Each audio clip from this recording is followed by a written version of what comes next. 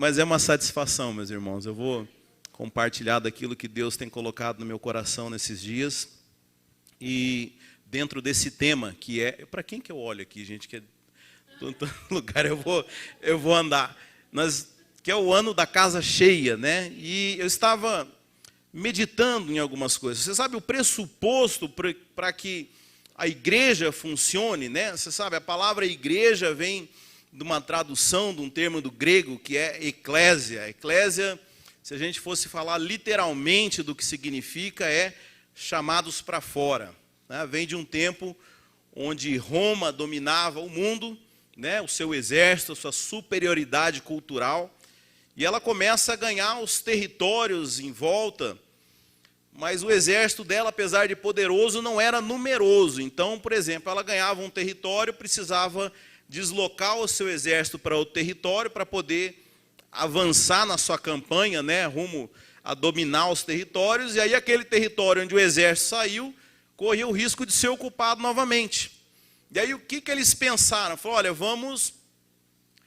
vamos começar a chamar cidadãos de Roma para ocuparem esses territórios.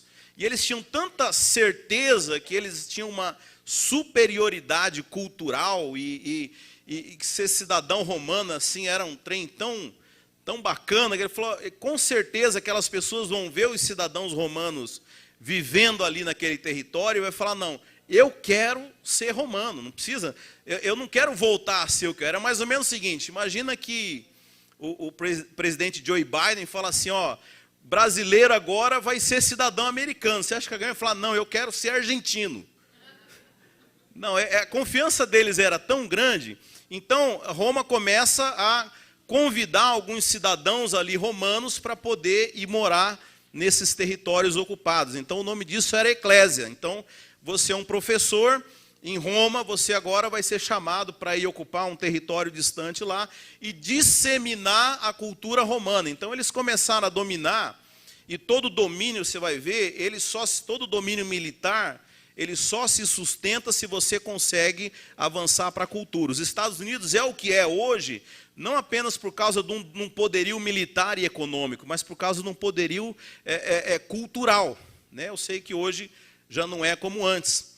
Mas então Jesus, quando ele menciona a primeira vez essa palavra eclésia, né? Ali quando ele vira para os seus discípulos e fala assim, olha, o que estão falando aí que eu sou, né? E aí uns falam, uns estão falando que você é João Batista, outros falam que você é um profeta, e Jesus fala, e vocês? O que eu sou? Né? E aí Pedro, né, sempre ele, pula para frente e fala, tu és o Cristo, né? Tu és aquele que enviado do Pai, aquele que veio nos salvar. E Jesus fala, bem-aventurado Simão Barjona, não foi carne nem sangue quem te falou, mas foi o Espírito do meu Pai. E sobre essa revelação, eu vou edificar a minha eclésia, igreja. Mas então, entenda aqui, igreja, eu sei que a gente vem de uma cultura judaica, né? Onde, na maioria das pessoas, igreja é um prédio, é um lugar onde se realiza cultos, né? Essa é a cultura judaica antiga, e depois, por um período de tempo, depois que Jesus estabelece esse modelo de igreja que nós deveríamos estar praticando, né? Que você vai encontrar lá no livro de Atos, e até o ano 300 é dessa forma a igreja. Chega no ano 300, o imperador Constantino se converte ao cristianismo e bota o povo dentro dos prédios de novo. Aí volta aquele modelo errado de igreja. Mas igreja, irmãos, tem tudo a ver com uma cultura. Nós estamos aqui para disseminar a cultura celestial. Então nós somos influencers. Somos influencers do reino, sabe? E não tem como você não influenciar. Ou você vai estar influenciando positivamente, ou você vai estar influenciando negativamente. Mas esse é o nosso papel, né? O apóstolo Paulo fala que a nossa vida é como um livro, uma carta aberta para ser lida. Então nós somos chamados para influenciar. Então, mas tem um pressuposto então para que projeto de eclésia funcione. Qual que é o pressuposto, o fundamental, a chave para que todo esse sistema venha funcionar? O cara tem que olhar para a eclésia, ou seja, para mim e para você. Os irmãos concordam que hoje nós somos cidadãos do céu. Amém? Nós não somos dessa terra, nós estamos aqui para influenciar como eclésia do Senhor. Agora, tem que ter um pressuposto para que toda essa engrenagem venha funcionar. Qual que é? Nós temos que viver pelo menos um pouquinho melhor do que o povo do mundo, para que o cara olhe para mim e para a sua vida e fala, peraí, eu queria ser como esse cara aqui. Sim ou não? Olha, o que tem de diferente aí na sua casa? Por que vocês estão sempre felizes? Por que tem aí? Eu quero saber. Não te contaram? Não, eu sou cidadão de um outro reino e a gente vive lá e a gente serve a Deus. Eu queria conhecer. Como que é esse negócio? Então veja, a igreja que influencia, o papel principal e o pressuposto da igreja influenciar a nossa geração, a gente é viver num outro patamar e numa esfera diferente daquilo que o mundo vive. Então pensando a respeito de uma casa cheia é uma casa que atrai as pessoas. É uma casa onde as pessoas falam, não, o que está acontecendo ali na casa? Eu quero ir lá saber, eu quero ter parte nisso, eu quero ver o que está acontecendo. E você sabe, eu sou curioso isso, eu pergunto para as pessoas lá na nossa cidade, né, que conhecem a nossa igreja, eu falo, é até uma questão de marca, eu falo, o que te chama a atenção lá na nossa igreja? O que você vê que é diferente? Porque é necessário que a gente tenha algo de diferente. Mas eu estava pensando a respeito disso. E é interessante que a grande maioria dos crentes, se eu perguntar para ele assim, olha, o que você acha que difere o crente, o que você acha que um crente tem que ter que vai atrair as pessoas? Você sabe que, eu não sei se é uma resposta na lata, assim, que eles não pensam muito, mas a grande maioria fala assim, a santidade. Se eu for muito santo, se eu mostrar Jesus, se eu mostrar a face de Jesus, as pessoas vão querer me seguir, vão querer seguir o meu Deus. Sabe, irmãos, santidade, eu não vou entrar na questão aqui, é extremamente importante e faz parte daquilo que nós vivemos, a santidade bíblica, não religiosa. Mas a ostentação da santidade é jactância, é orgulho, é você querer, é algo seu e Deus, né? É querer você lidar de coisa que é uma intimidade sua na frente dos outros, já não é legal. Então, você sabe, a maioria das pessoas muito santas, eu estou fazendo aspas aqui com o dedo, que eu conheço, elas mais afastam do que atraem as pessoas. Jesus, para andar com um pecador, eu garanto que ele não ficava apontando defeito de ninguém.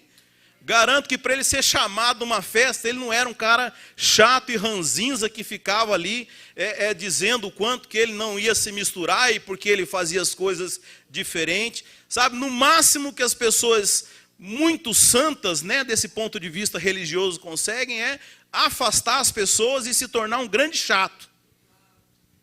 Ou se você conseguir admiração, o cara vai falar, eu jamais vou conseguir ser igual a esse cara aí. Então, não vou nem tentar. Mas por outro lado eu pensei assim, sabe o que pode atrair? A fé. A fé é um negócio impressionante, irmãos. Fé, pessoas que têm fé, eles arrastam multidões, né? Pessoa cheia de fé, você gosta de chegar perto dela e ela fala as coisas e você fica animado e, poxa, isso mesmo é fé e tal. Calma. Mas você sabe, tem gente fora da igreja que tem fé também. Porque fé não é uma coisa só dos crentes. Fé em outras coisas, sabe? Aliás, eu gosto de um termo de um cara que eu ouvi falar o seguinte, olha, eu não tenho fé para ser ateu. Mas até para ser ateu você tem que ter fé.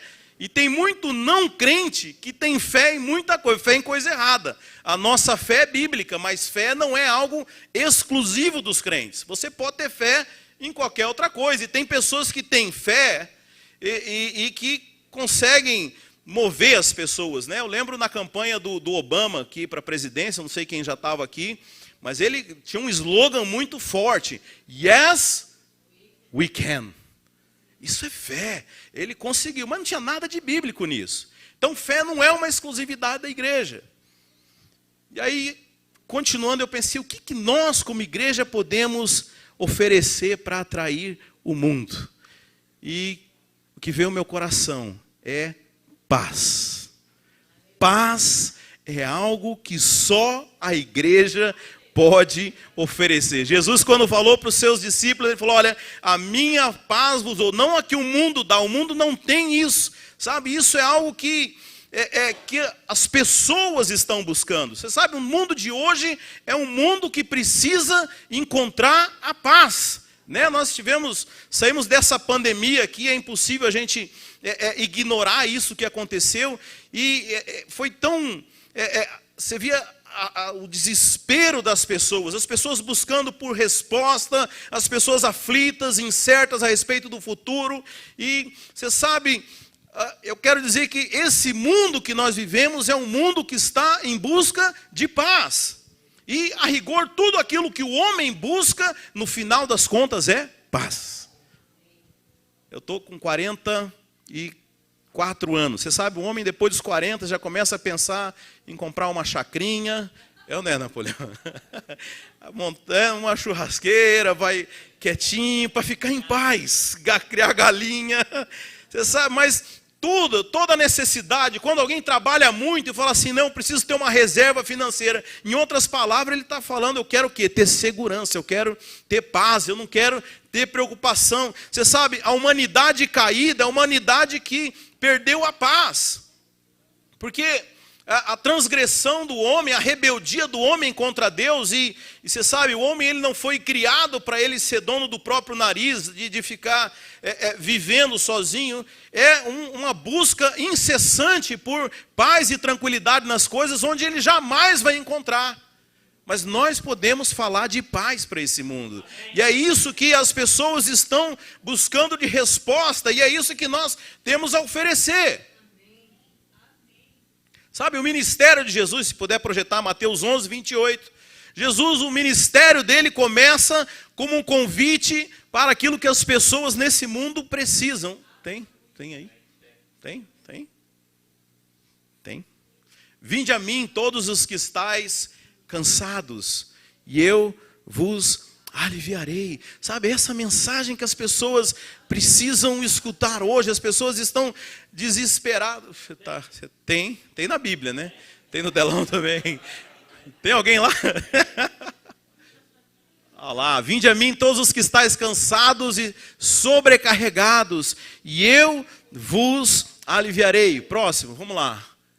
Tomai sobre vós o meu jugo e aprendei de mim, porque sou manso e humilde de coração, e achareis descanso para a vossa alma. Então, o convite de Jesus é para aquelas pessoas que estavam cansadas, que estavam oprimidas, e é interessante que você vai ver depois lá em Coríntios, que fala assim, que nós somos chamados não para que um novo jugo, uma outra escravidão fosse colocada sobre a nossa vida. E, infelizmente, muitas igrejas começam com essa mensagem de paz, mas quando a pessoa chega, é colocado um jugo sobre ela, uma outra pressão, uma cobrança de regras e mandamentos e lei, e as pessoas se tornam agora não mais escravas do mundo, mas escravas de um sistema religioso. Sabe, Jesus, você sabe o que é jugo, né? Jugo, naquela época, os rabinos, né? Eles tinham uma maneira de andar com eles. Então, o rabino Napoleão, para andar com ele, tinha que jejuar 3 vezes por semana, não é assim? Tinha que acordar todo dia 5 da manhã, fazer tantas orações, tal. Mas aí um outro rabino olhava para ele e falava, não, eu quero parecer mais zeloso, então. O meu jugo é muito maior do que o jugo do rabino Napoleão. Para andar comigo tem que fazer jejum 7 dias por semana, tem que orar tantas vezes por dia. Então cada rabino ia colocando um jugo maior sobre aquelas pessoas. Você sabe, o islamismo, né? O profeta Maomé, muitas das coisas que eles praticam hoje, o profeta Maomé não falou não, mas aquela história de um querer parecer mais zeloso do que o outro, parecer que é melhor, e aí eles vão colocando e acrescentando coisas, deixando as coisas mais difíceis. Mas Jesus, ele falou, vinde a mim, porque o meu jugo, ele é leve e suave. Sabe, é isso que as pessoas estão procurando. Sabe, a paz é a marca de Jesus, né? João 14, 27, quando eu falei que Jesus disse, eu vos dou a minha paz. Cadê? João 14, 27. Deixo-vos a paz, a minha paz vos dou. Não vou lá dou como o dá o mundo. Não se turbe o vosso coração, nem se atemorize. A marca de Jesus era a paz. O mundo precisa da paz. Jesus, quando aparece ressurreto para os seus discípulos, lá em João 20, 19, ele fala, paz seja convosco. E eles reconheceram Jesus. Sabe, nós temos que ser reconhecidos pela paz, irmãos. Sabe, eu gosto tanto quando você começa a conversar com alguém que é ímpio, né? E ele sabe, ele não tem o crentez, né? E ele fala assim, nossa, mas você tem uma aura tão bonita. Eu vejo, você tem uma luz, uma energia tão positiva. Eu amo essas coisas, porque não é a energia, é o Espírito Santo. É o dínamo de Deus que está fluindo água viva de dentro de mim, e aqueles que estão à volta estão se molhando com aquela água, irmãos. Sabe, nós temos que ser as pessoas que trazem a paz para as pessoas. É aquele que traz a palavra que acalma a tempestade. O mundo ele está desesperado, as pessoas precisam de consolo, precisam de paz. Sabe, a resposta de Deus para pessoas que estão clamando nessa cidade, pessoas que estão nesse momento tentando tirar a sua vida, pessoas que estão sem saída, a resposta para eles é Vine Atlanta. Sabe, somos nós, apesar de nós. Mas eu falo, Deus decidiu escolher a gente. Aleluia, sabe, Deus não tem plano B, nós somos a igreja do Senhor, nós somos o corpo de Cristo. Se alguém quiser conhecer a Jesus nos dias de hoje, tem que vir aqui, encontrar com o corpo dele. Você sabe, claro que eu não sou famoso, nem tem livro a respeito de mim, mas você poderia conhecer o Elias através de um livro. Vamos supor que alguém escrevesse um livro falando sobre mim. Você conhece de ouvir falar, mas conhecer verdadeiramente você teria que vir até mim. Ou seja, você teria que conhecer o meu corpo, que é a minha expressão. Da mesma forma, você pode conhecer Jesus de ouvir falar, de ler, mas se você quiser realmente conhecer a Cristo, você tem que se achegar até a sua igreja. E a Bíblia fala, não me vereis, até que digam, bendito aquele que vem em nome do Senhor. Isso é um tapa na cara dessa geração que Cristo sim, igreja não, isso não existe, irmãos. Sabe, Deus não pode ser expresso por apenas um homem. Há uma multiforme expressão no corpo de Cristo quando a igreja se reúne, porque a igreja não é feita por um pastor, a igreja não é feita por líder, a igreja é um corpo, e há uma expressão, uma completude que homem nenhum dá conta de expressar o próprio Deus sozinho. E aí eu falei, quanto mais debilitado o pastor, mais o corpo manifesta. Os irmãos que me conhecem lá sabem que eu não sou de muito dar abraço. Aí graças a Deus, Deus mandou lá para a igreja uma irmã que é abraçadeira. Ela já é mais de idade, não tem problema nenhum abraçar os irmãos e tal. E vai, e abraça, aquele carinho de mãe. Aí quer me abraçar, abraça a irmã aqui, porque eu sou mais ermitão. É a completude do corpo, irmãos. É, vocês acham graça? Sabe como? Vem cá, Napoleão. Sabe como é que eu abraço? Dá um abraço em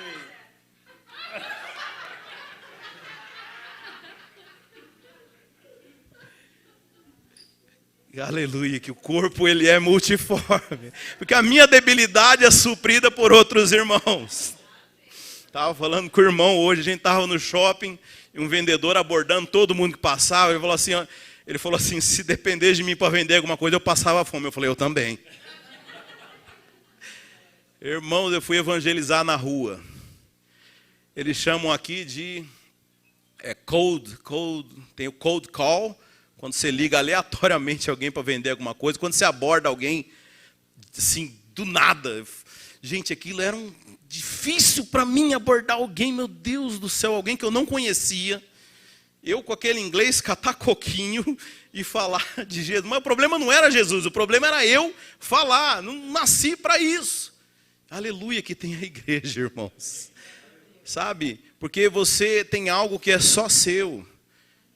E no corpo você desempenha um papel. Sabe quantos encontros nós fizemos, né? Tinha irmã que cozinhava, aleluia pela vida dela, o irmão que pregava. O nosso problema é achar que quem está pregando aqui é melhor do que o irmão que varreu o prédio aqui hoje à tarde.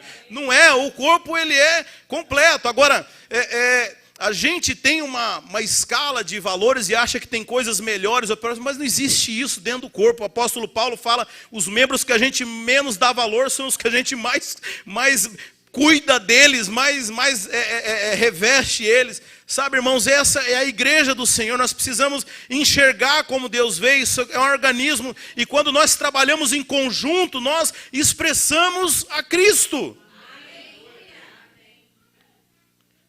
Mas o ambiente de paz é aquilo que o mundo tem buscado. Sabe, eu estava ministrando esses dias o Salmo 23 lá na igreja, e a gente estava falando sobre versículo a versículo. Chega aquele momento que a Bíblia fala assim, unge a minha cabeça com óleo, né? E eu estava usando o exemplo da ovelha, né? A ovelha, ela tem, quem já foi em fazenda sabe que as moscas ficam em cima, e ela não consegue comer de tanto incômodo com mosca, né? E aí o bom pastor, ele derrama o óleo na cabeça da ovelha para espantar as ovelhas e ela poder comer. Você sabe, na Bíblia tudo tem um significado espiritual, né? As moscas falam de demônios, né? Demônios na nossa cabeça. E eu estava falando para os irmãos, principalmente para os cônjuges, né? Porque o cônjuge geralmente é aquele primeiro que escuta do marido ou da esposa quando está sendo atacado na mente, né? E vai lá e falar com o cônjuge, porque tal coisa. Eu falei, irmão, você tem que aprender a derramar óleo na cabeça do seu cônjuge. Espanta essas moscas. Você fala, não é isso não. Deixa eu ministrar uma palavra de paz. A Bíblia fala que a palavra branda desvia o furor. Sabe, nós temos que ser aqueles que ungem os irmãos com óleo na cabeça. Nós temos que passar óleo na cabeça das pessoas, porque as pessoas têm vivido um ataque de mentiras do diabo, moscas na cabeça, sabe? Cônjuge precisa fazer isso com o seu marido, né? Eu falo que o cônjuge é o first responder, né? Quando começa o incêndio na cabeça do marido ou da esposa, o primeiro que chega lá geralmente é o cônjuge. E aí ele escolhe qual mangueirinha ele vai ligar, de gasolina ou a de água. Porque tem uns que ligam de gasolina e acaba pegando fogo. Realmente, esse pastor aí tem um problema ou outro, e não está vendo que é ele que vai colher. Sabe, nós temos a palavra de paz, a palavra de consolo, a palavra que o mundo precisa ouvir. Irmãos, e eu estou falando, porque o mundo está cada vez caminhando para algo pior, irmãos.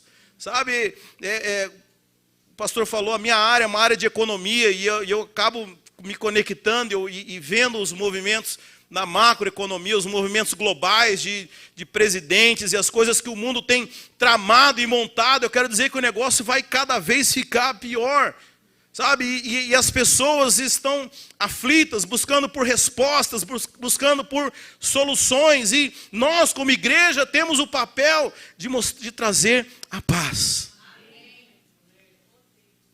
Estava voando de avião, vindo para cá, e me lembrando de algumas situações, né? Às vezes o avião, esse voo foi tranquilo, mas tem alguns que dá umas balançadas, aí você fica assim desesperado, meu Deus, cai ou não cai? Aí você olha para a cara da comissária de bordo, não cai não, olha, ela é experiente e tal, né? Até o dia que eu conheci uma, ela falou que eles mandam eles fazer aquelas caras de tranquilidade, mesmo que não tá, para acalmar as pessoas. Você sabe? Nós temos que passar paz para as pessoas, né? O pastor Aloysio disse que encontrou com o irmão no avião, o irmão falou, pastor Aloysio, agora não cai mais esse avião. Aí o pastor Aloysio, você não conhece a história de Jonas então, né? Mas você tem que ser aquele que onde você chega, a paz chega junto com você, a tranquilidade. Lá na sua família, você traz paz, você põe óleo na vida dos seus parentes, e você é aquele que é o encrenqueiro. Lá no seu trabalho, sabe, irmão, não importa onde você chegar, a paz tem que chegar junto. Sabe, as pessoas elas querem estar numa casa onde há paz, onde elas são aliviadas, onde elas têm tranquilidade, onde elas possam descarregar o jugo que esse mundo tem colocado cada dia mais nas pessoas. Sabe, eu estava pensando como que funciona a economia de um país. Você sabe, os governantes eles têm um botãozinho lá que imprime mais dinheiro. E aí, quando ele imprime mais dinheiro lá, a inflação aumenta. E para você conseguir viver e manter o seu padrão, você tem que trabalhar mais. Então, é aquela rodinha do rato, você vai correndo. Aí o cara lá precisa de sei lá, um luxo maior, ele aperta um botão, aí você tem que correr mais agora para ver. E assim o mundo cada dia mais tem colocado um jugo sobre as pessoas. Sabe, nós precisamos trazer uma mensagem de descanso. Sabe, isso para os de fora, mas veja, eu quero falar hoje para a igreja também. A maneira como o diabo tem tentado roubar a paz da igreja é através da dúvida. Sabe, agora semana passada, foi a Páscoa, né? E eu não sei o que pregou aqui, mas lá foi sobre Páscoa, lá na igreja. Tem umas datas que não tem onde você fugir. Minha esposa falou, o que vai ser a mensagem? Eu falei, Páscoa. Diz que a criança é mais sincera, né? Falou, tia, de novo? Mas não dá, a Bíblia é a mesma. Eu tenho que te contar o que é Páscoa. Ano que vem vai ser Páscoa de novo. Né? E a gente estava falando, porque lá em Êxodo 12 é a primeira Páscoa, obviamente, aquilo está apontando para Jesus Cristo, o Cordeiro que foi morto para livrar eles da morte. E se você entender que matar o Cordeiro é a nossa experiência de conversão, e o juízo de Deus é algo que ainda vai acontecer, nós estamos nesse momento dentro da casa, esperando que o anjo da morte venha passar, que é o juízo sobre o mundo. Ai, que teologia, eu preciso me esconder dos pastores aqui. Mas tinha um detalhe, irmãos, ali fala o quê? Para você passar o sangue nos umbrais da porta. Você acha que foi tranquilo aquela noite, irmão? Ah, Jesus. O que você acha que o diabo fez naquela hora? O que você acha? Você acha que esse sangue na porta vai servir para alguma coisa? Cadê? Você já testou a tranca da porta? Não, mas não. E se o anjo entrar pela janela? Cadê? Você já tampou? Não, diz que só o sangue resolve.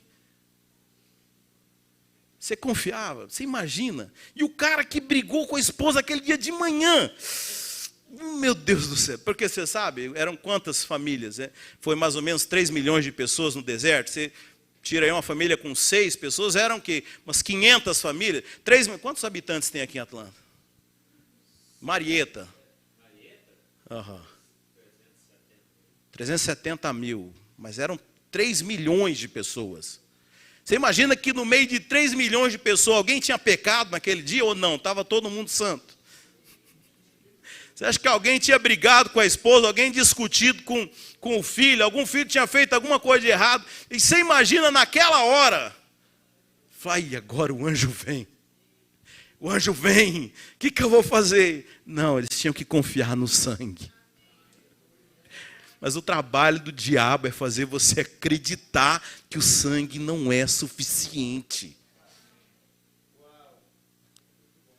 Não é. Ah, não, mas Jesus morreu, eu entendi, mas olha aí o que eu fiz agora, eu preciso, não sei, tem esse negócio da graça, só o sangue, não pode ser só isso, era só o sangue. Quer saber? E ali em Êxodo 12 fala o seguinte, que era para você pegar uma folhinha de isopo, era uma folhinha pequenininha, e você molhava no sangue e passava, porque aquilo ali fala o seguinte, para você aplicar o sangue, você precisa de fé, uma folha, mas não é uma fé grande, uma fé pequenininha, como essa folha. Se você aplicar o sangue, é o suficiente, você vai ter o selo, o juízo de Deus não vai vir para você, porque o sangue está sobre a sua casa. Sabe, mas a maneira como o diabo tem roubado a paz da igreja, porque se a igreja não tem paz, ela não tem uma mensagem, ela não tem um testemunho para o mundo. Então veja, a paz tem que começar dentro da casa. A pessoa tem que ver paz na sua vida, tem que ver paz lá na sua casa, tem que ver o negócio funcionando, para ele querer vir para cá, senão para que ele vai arrumar um compromisso domingo? para continuar a vida do jeito que está. Não, tem que ser, tem que haver um lucro nisso. Então nós é que somos os portadores dessa mensagem. Tem que começar na minha e na sua vida. Agora, o que tem roubado a paz da igreja é a dúvida. É a mensagem que o diabo tem trazido para a igreja, a mensagem da acusação. Agora, qual que é a acusação? Que você não está qualificado, que você não atinge os padrões de Deus, que você tem que fazer mais alguma coisa, porque ele sabe que você nunca vai atingir esse padrão que é exigido por Deus. Aliás, a questão de cumprir a lei, irmãos, você sabe, a Bíblia fala que a lei ela foi dada para manifestar o pecado. A ideia da lei era mais ou menos o seguinte: o homem, ele já pecava. Mas se não houvesse uma lei para dizer que aquilo era errado, ele podia falar, não, mas eu não estou fazendo nada errado. Não. A lei ela veio manifestar o pecado. Mas a ideia de Deus, né, uma vez uma pessoa me perguntou, mas se Deus sabia que o homem não ia dar conta de cumprir a lei, qual que foi a brincadeira que ele quis fazer? Qual que era a pegadinha, pastor? Não tinha pegadinha nenhuma. Para você necessitar de um salvador, você tem que saber que você não dá conta. Aliás, eu estava explorando esse paralelo, porque muitos ainda veem Jesus como bom mestre. Jesus como mestre. Aquele que veio fazer um ensinamento. Jesus não é mestre, Jesus é salvador. Eu pergunto, alguém que está afogando, ele não precisa aprender a nadar, ele precisa de alguém para ir lá e salvar ele. O problema ainda da religião é que ela não quer ser salva, ela quer aprender.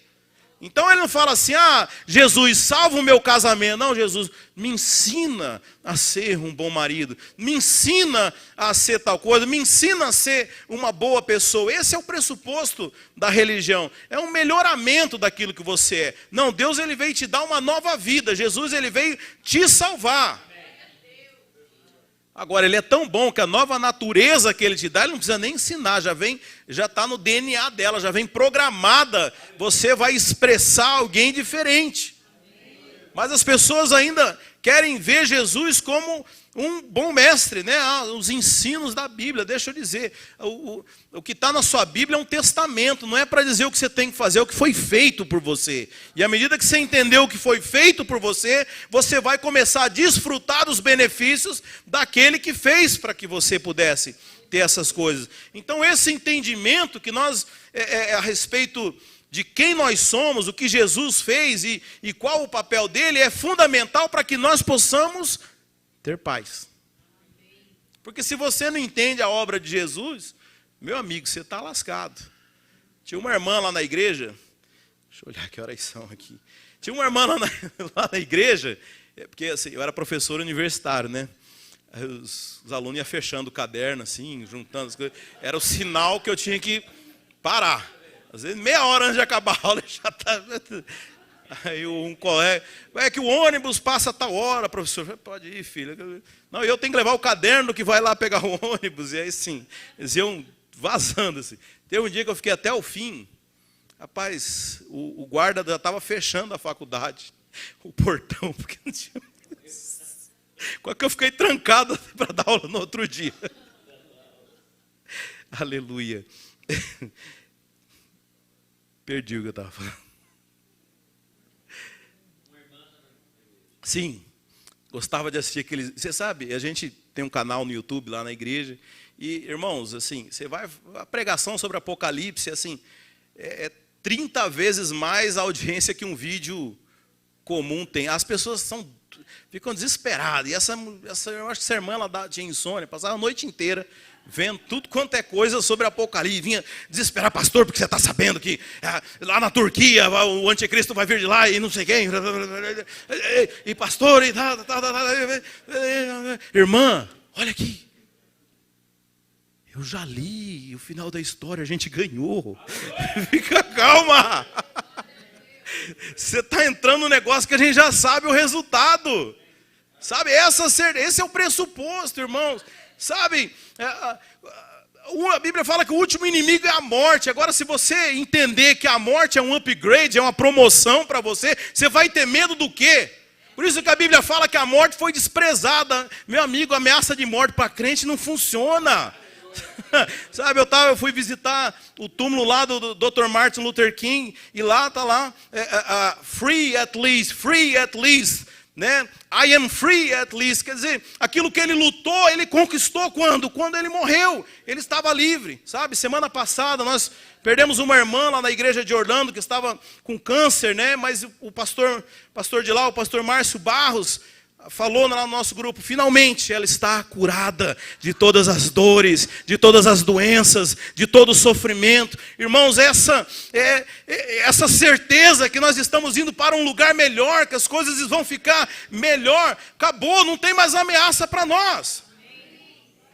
Porque o pior que pode acontecer é morrer, mas na verdade é o melhor para nós. Para o mundo é desespero, é negócio de ansiedade, a gente preocupada, o que vai acontecer, como que vai ser. Nós sabemos, irmãos. E se você está preocupado com os que ficam, faz um seguro de vida bem alto, que eles vão até ficar felizes se você morrer. Se alegrar na morte do justo. Eu fiz um lá, eu falei, se eu fizer mais, eu vou começar a correr risco de vida aqui em casa. Mas é alegria, irmãos. É alegria, o final é glorioso. Sabe, então, o que será que pode nos assolar, nos acometer? O que vai, né? O apóstolo Paulo, ele fala, essa nossa leve e momentânea tribulação produz um peso de glória, e acaba lá e que vai num testemunho. Por quê? Qual que é o testemunho? Olha, essas coisas são tão passageiras, são tão pequenas, perto daquele Deus que nós servimos. Sabe, essa certeza que nós precisamos ter e não negociar com as mentiras que o diabo tem, da mesma forma como aquelas pessoas que estavam dentro da casa lá na Páscoa. Você sabe, eles tinham feito tudo certinho. Talvez você aceitou a Cristo, você está aqui na igreja, mas você ainda está com a dúvida se o anjo da morte, a hora que passar, se ele vai poupar ou não a sua vida. Eu quero dizer que vai, porque o que conta é o sangue. A Bíblia fala em 2 Coríntios 5, 21, aquele que não conheceu o pecado, Deus o fez pecado por nós, para que nele nós fôssemos feitos. Você viu que eu nem esperei, né? Justiça de Deus em Cristo. Olha lá, aquele que não conheceu o pecado, ele o fez pecado por nós, para que nele fôssemos feitos justiça de Deus. Eu quero dizer que nós somos justos. A Bíblia fala que tal qual ele é nessa terra, assim como ele é, nós somos. 1 João 4,17. Nós somos como Cristo do ponto de vista celestial, irmãos. Sabe, eu quero dizer que nós somos justos. Mas a tentação do diabo é fazer com que você não acredite nisso. Eu estava pensando no ministério de Jesus, onde o ministério dele começa com uma palavra de afirmação, com uma palavra de identidade. A Bíblia fala que Jesus foi ser batizado, os céus se abriram, uma voz falou, este é o meu filho amado, em quem eu me comprazo. E é interessante porque foi só essa vez. Tem gente que tem que ouvir Jesus te ama todo dia, senão ele não acredita. Sabe, esse evangelho esquizofrênico, com perdão da provocação para os irmãos. Sabe, mas Deus não é infantil como a gente, Deus não fica mudando de ideia toda hora, não, Deus nos escolheu e nós somos os seus filhos, Ele não abre mão de nós, porque nós somos comprados por um bom preço. E quando você entende essa base, quando você entende essa segurança, você começa a desfrutar de paz. Porque Deus está no controle de todas as coisas cooperam para aqueles, todas as coisas cooperam para aqueles que amam a Deus, aqueles que são chamados segundo o seu propósito. Eu falo uma coisa na minha vida, toda situação, ou eu lucro porque eu consegui atingir aquilo que eu queria fazer, ou eu lucro porque eu aprendi alguma lição, mas eu sempre estou ganhando, porque eu estou cooperando com um propósito maior. Então nós estamos sempre aprendendo, irmãos. Sabe, mas saber, o conhecer, o confiar no sangue de Cristo é o que nos dá a paz. Lá em Isaías 53, 5, a Bíblia fala que Jesus, vou esperar para projetar aqui, esse versículo é bonito. Isaías 53, no verso 5. Mas ele foi transpassado pelas nossas transgressões e moído pelas nossas iniquidades. O castigo que nos traz a paz estava sobre ele. Sabe, Jesus sofreu para que nós pudéssemos ter paz. Você sabe, desde que o homem pecou, ele se tornou inimigo de Deus. Romanos fala que nós éramos inimigos de Deus, e é isso que é o centro de toda a ansiedade, de todo o medo que a humanidade tem. Porque por mais que ele negue, ele sabe que tem um fim, e que nesse fim alguma coisa vai acontecer, e ele não sabe. Todo ser humano, inconscientemente, ele sabe que está em transgressão e fazendo algo errado. Sabe, é isso que a inquietude da humanidade, a busca por respostas, a busca por sentido da vida, a busca por soluções e para entendimento até da sua autoexistência. Mas quando nós entendemos quem nós somos, que a nossa dívida, que o escrito de dívida foi pregado na cruz, sabe, que Jesus ele levou sobre si todas as nossas iniquidades. A Bíblia fala que Jesus, pelo ministério da reconciliação, nos trouxe paz para com Deus. Eu quero dizer, nós somos amigos de Deus, nós nos tornamos filhos, nós podemos hoje gozar de paz, de tranquilidade. Sabe, eu não estou falando de ausência de problema, mas eu estou falando de um estado de paz. Eu gosto, lá no exército romano, antigamente, quando eles mandavam os mensageiros, não tinha WhatsApp, não tinha nada dessas tecnologias, e ele perguntava como é que está indo a guerra, e ele voltava e falava, a guerra vai em paz. Ou seja, está dando tudo certo. Nós estamos em guerra, nós estamos trabalhando, mas nós estamos trabalhando em paz. Você sabe, no Velho Testamento, a paz, o descanso era um mandamento. Era o sábado, ninguém podia fazer nada, porque eles precisavam aprender a descansar. Mas hoje nós vivemos o descanso completo, irmãos. Hoje nós podemos ter paz, porque nós sabemos que Cristo Jesus morreu por nós. Ele foi o sacrifício que foi aceito por Deus e hoje está intercedendo junto ao Pai por nós. Hoje ele é a nossa oferta que foi aceita e por causa disso nós sabemos que somos aceitos por Deus e por isso nós podemos gozar de paz. Sabe, é essa mensagem que o mundo precisa ouvir. Essa é a resposta para a inquietude, para a depressão, para a ansiedade. É saber que Deus está no controle de toda a situação. E que nós somos os filhos amados. Nós estamos aqui desfrutando. O Pai está cuidando de nós. Mesmo diante das situações que você não sabe como lidar, eu quero dizer que o Pai está por perto. Eu quero dizer que o Pai está cuidando, o Pai sabe, Ele está ali pronto para te atender, pronto para socorrer. Mas em Filipenses 4:7, fala que a paz de Deus, a paz que excede todo entendimento, vai guardar os nossos corações. Essa certeza, você sabe, a paz que excede todo entendimento, são aquelas situações em que parece que está tudo o contrário. E você olha para aquela situação e fala assim, não, eu estou em paz. Eu sei que Deus está do meu lado. É Ele quem me guia, é Ele quem me guarda. Ainda que eu ande pelo vale da sombra da morte, Tu estás comigo. Sabe, paz. Paz, nós precisamos ministrar a paz de Cristo. Assim como Jesus disse para os discípulos, paz sejam convosco. Naquele momento em que eles estavam preocupados, sem saber para onde que eles iam, o que ia fazer. Alguns não tinham ainda entendido a ressurreição. Poxa, mas Jesus morreu, Ele não era Deus. Imagina a inquietação no coração. E talvez essa seja a tua inquietação hoje. Será que é desse jeito mesmo? Será que o sangue, ele é poderoso para me livrar? Jesus fala, paz seja convosco. Paz. Eu quero dizer que esse é o testemunho da igreja dos últimos dias.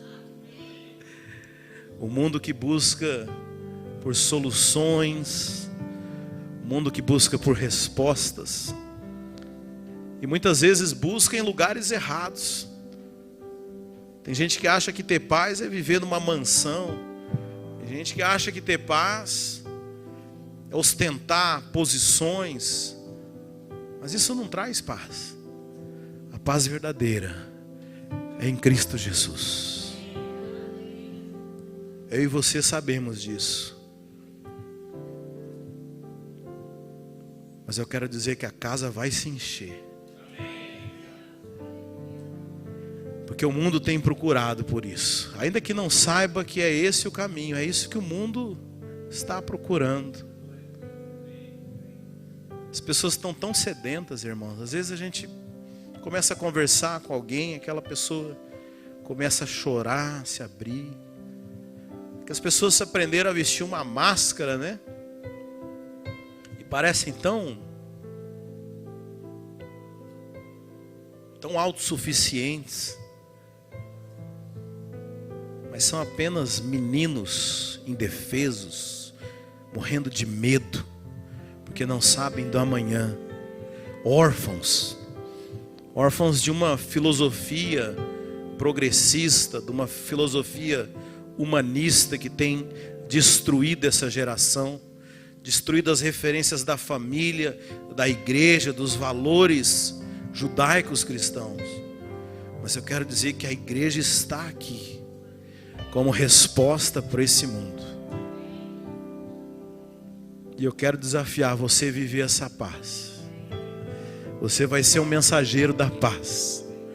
Você vai chegar, a paz vai chegar naquele lugar.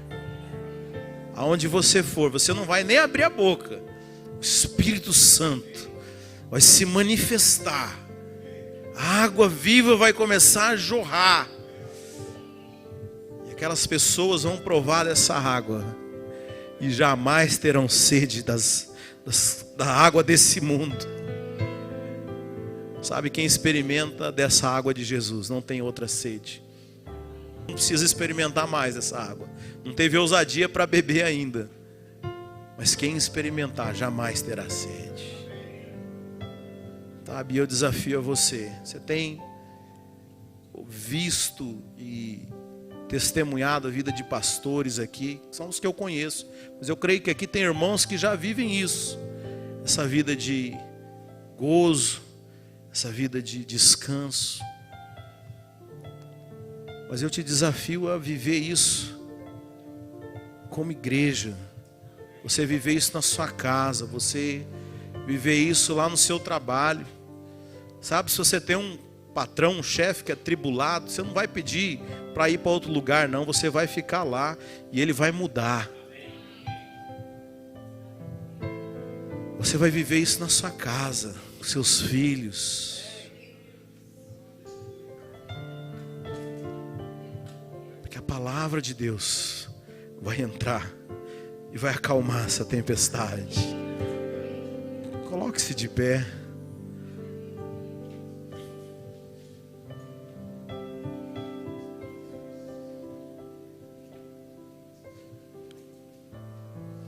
Sabe, como eu falei, a inquietação do homem começou o dia que ele decidiu ser o dono do seu próprio nariz.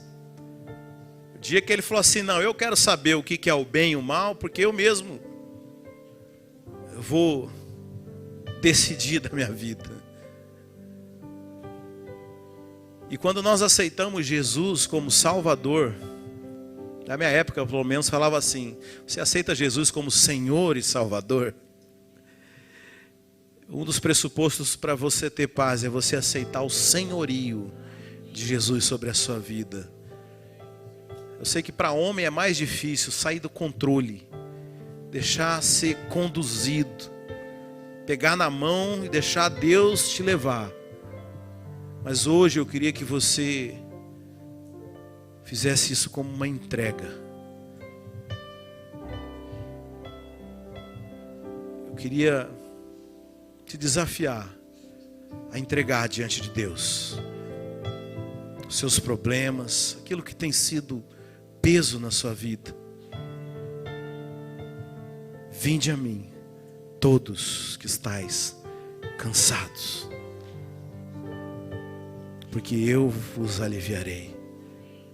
Eu não sei o que tem drenado suas energias, Qual tem sido o seu motivo de preocupação? Muita gente, eu sei que é o próprio sustento.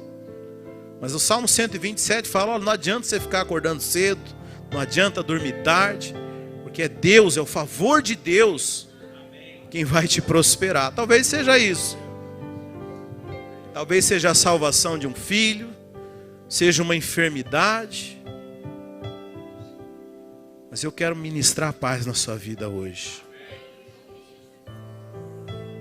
Você crê nisso? Eu quero te chamar aqui. Eu quero orar junto com você. Uma oração de entrega.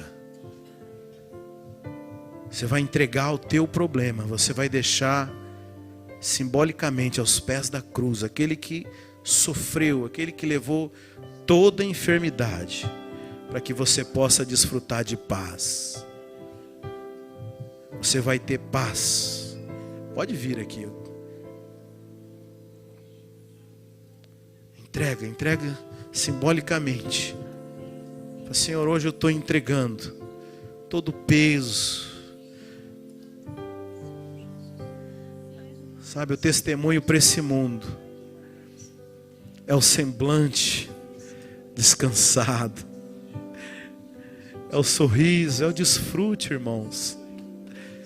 Oh Deus, é tão bom ficar perto de gente descansada, gente que tem paz. Deus te chamou para ser esse agente de paz. Deus te chamou para ser um pacificador. Onde as águas estiverem agitadas, você vai chegar e a paz vai tomar conta daquele lugar. Aleluia, feche os seus olhos. Oh Espírito Santo, há uma unção tão linda nesse lugar. Confirma nos corações com a tua paz, Senhor. Confirma nos corações, ó Pai.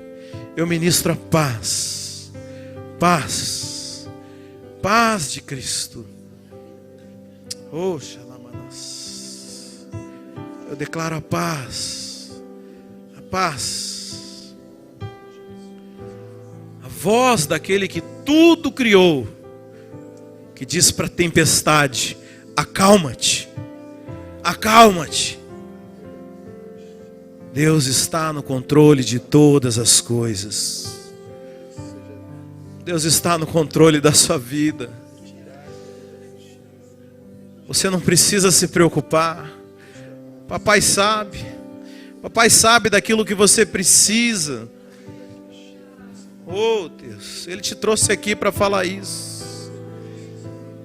Eu estou no controle da sua vida. Mal nenhum te sucederá. Ouça a voz do bom pastor. Ouça a voz do bom pastor.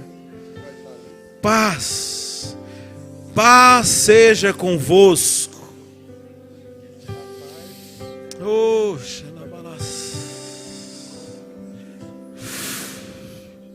sinta o fluir do Espírito Santo, do Espírito da paz. Deixa Ele tomar o controle da sua situação.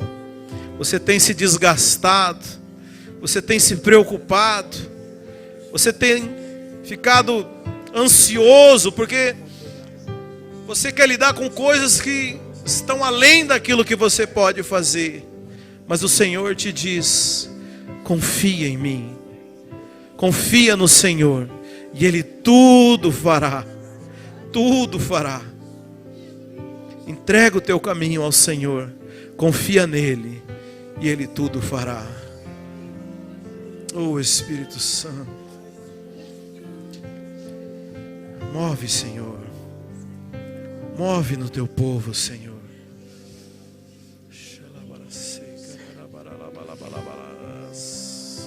Descanse em Deus.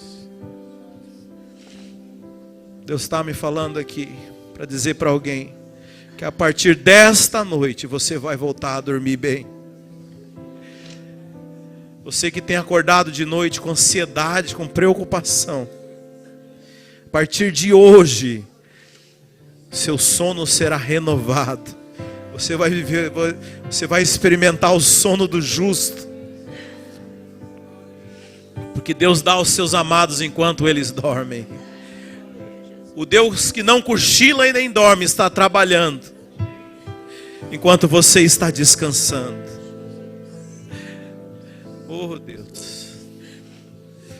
Obrigado, Jesus. Obrigado, Espírito Santo. Obrigado, Espírito Santo.